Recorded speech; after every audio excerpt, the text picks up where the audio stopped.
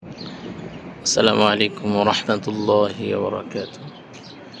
পুরা পৃথিবীর অর্ধেক শাসন করেছেন বাদশাহ সিকান্দার। বাদশাহ সিকান্দার মৃত্যুর পূর্বে তার ৩টি ইচ্ছার কথা তিনি প্রকাশ করে গিয়েছেন, ওসিয়ত করে গিয়েছেন। এক, উনি বলেছেন, আমার মৃত্যুর পর হাকিমদের ডেকে নিয়ে আসবে, যাতে করে মানুষ বুঝতে পারে কঠিন থেকে জটিল রোগের চিকিৎসা করা হাকিমেরাও মৃত্যুকে হার মানাতে পারেনি। ২, আমার মৃত্যুর পর আমার সম্পদগুলো আমার লাশের আশেপাশে বিছিয়ে দিবে, যাতে করে মানুষ বুঝতে পারে যে আমি কিছুই নিয়ে যেতে পারিনি। ৩, আমার মৃত্যুর পর আমার ২টি হাত কাফনের কাপড় থেকে বের করে রাখবে ২ দিকে, যাতে করে মানুষ বুঝতে পারে খালি হাতে এসেছিলাম, খালি হাতেই চলে যাচ্ছি। এখন আপনাদের কাছে প্রশ্ন, আপনাদের যারা আত্মীয়স্বজন, বাবা, দাদা অথবা পূর্বপুরুষরা যারা চলে গেছে, তারা কিছু নিয়ে যেতে পেরেছে কিনা, এরকম কোনো রেকর্ড আপনাদের জানা মতো আছে কিনা, এটা একটু কমেন্টে লিখে জানাবেন।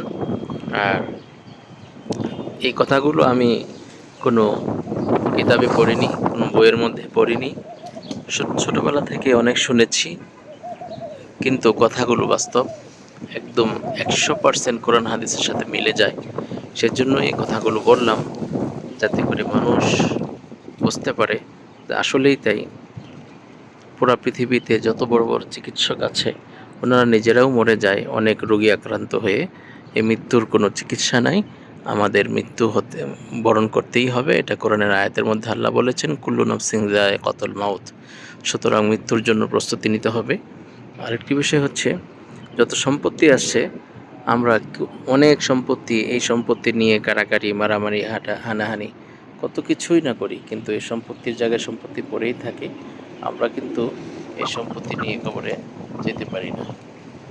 ৩, খালি হাতে এসেছি, খালি হাতেই যেতে হবে, আপনি কিছু নিয়ে যেতে পারবেন না। এটাই আল্লাহ তাআলার বিধান, এটাই আল্লাহ তাআলার হুকুম, এটাই নিয়তির সিস্টেম।